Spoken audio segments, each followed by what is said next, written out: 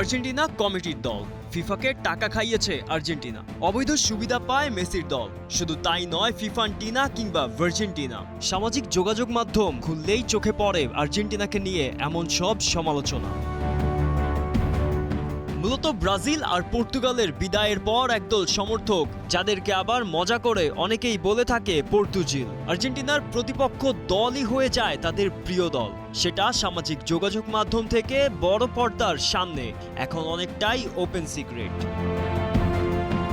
আর্জেন্টিনার প্রতিটা ম্যাচ শেষেই দেখা যায় প্রচুর পরিমাণে ফুটবল বিশেষজ্ঞ। ফুটবলের নতুন আইন নিয়েও চলে নানা মতামত। কেউ বলে গোপন চুক্তি, কেউ বলে টাকার লেনদেন। অথচ রিপ্লে আর ফুটবলের আইন খুলে দেখলে দেখা যায় প্রতিটি সিদ্ধান্তই নিয়ম মেনেই হয়েছে। ভিএআর এর কাজই তো ভুল শুধরে দেওয়া, দলের নাম দেখে সিদ্ধান্ত দেওয়া নয়। বিনিয়োগ হোক বিশ্বস্ত, আমার পছন্দ সল্ট বে। ওয়েলকাম টু সল্ট বে। আর্জেন্টিনা মাঠে নামলেই মনে হয় আরেকটি ম্যাচ চলছে সোশ্যাল মিডিয়াতে। আলজেরিয়া ম্যাচে মেসির ফাউল, মিশরের বিপক্ষে বাতিল হওয়া গোল, সুইজারল্যান্ড ম্যাচে এমবোলোর লাল কার্ড। বাঁশি বাজলেই একদল মানুষের রায় সবই ফিফার সেটিং।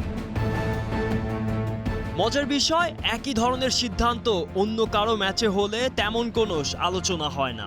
উদাহরণ হিসেবে এই ছবিটাই দেখুন, গঞ্জালেসের পায়ে সুইজারল্যান্ডের রাইট ব্যাকের এই ট্যাকেল নিয়ে কোনো আলোচনাই হয়নি, কিন্তু ঘটনাটা আর্জেন্টিনাকে ঘিরে হলেই সবাই হয়ে ওঠেন ভিএআর বিশেষজ্ঞ।